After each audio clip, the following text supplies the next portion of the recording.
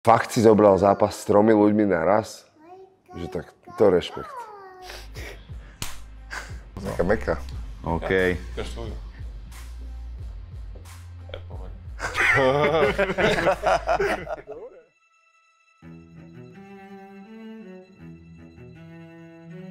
Momentálne sme kúpili s priateľkou zo snúbenicou dom, takže môj fokus je okrem práce na všetko sťahovanie, zariaďovanie, obhospodárovanie a toto moje malé. Poď ku mne, láska.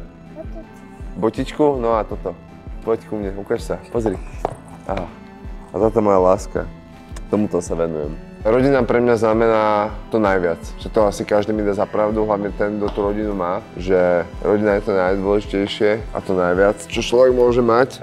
Ja sa venujem tomu športu a robote naďalej. Ako som sa venoval, mám super priateľku, ktorá mi pomáha so všetkým, ja pomáham jej a tak symbioticky s nej vychádzame, je to skvelé. Toto bude môj 3. zápas na Fight Night Challenge a veľmi sa na teším. Víťazí roh červený Erik Kladivo Tukanec. Na jednom Fight Night Challenge som požiadal moju drahú o ruku.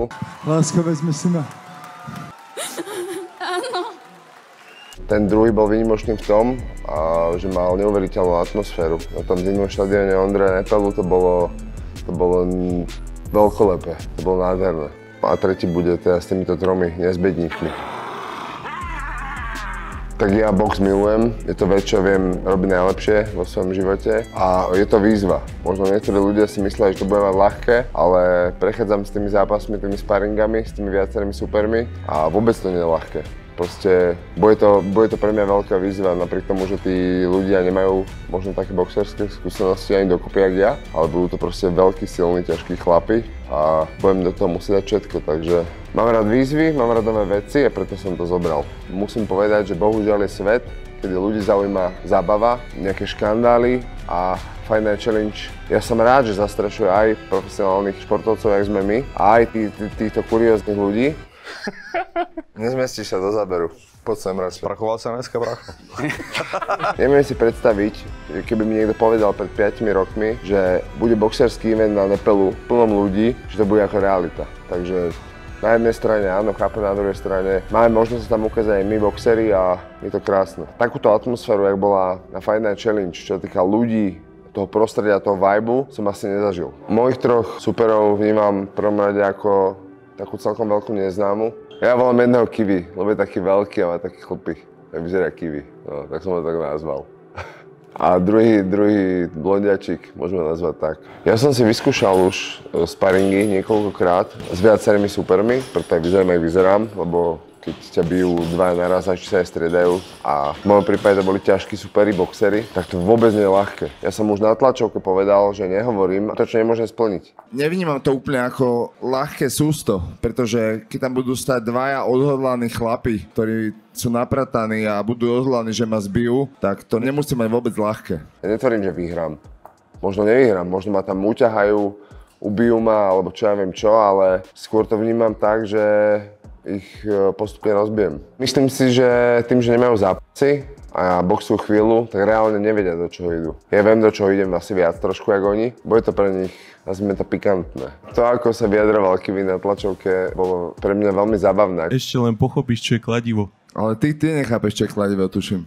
Nie, ty si tá rúčka z kladiva, tá drevená.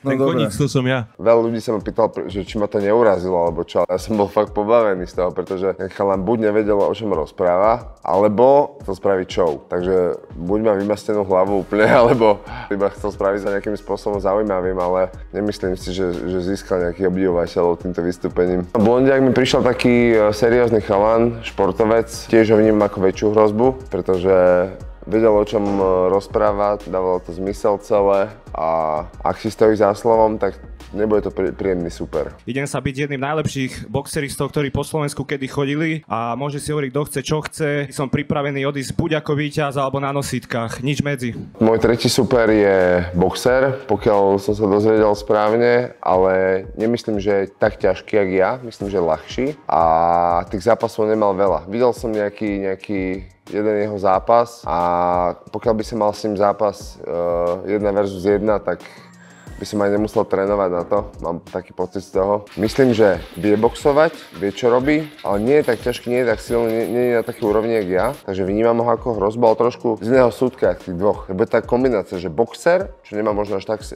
takú fyzickú silu, nebude možno až tak hrubý, bude to zaujímavé. No.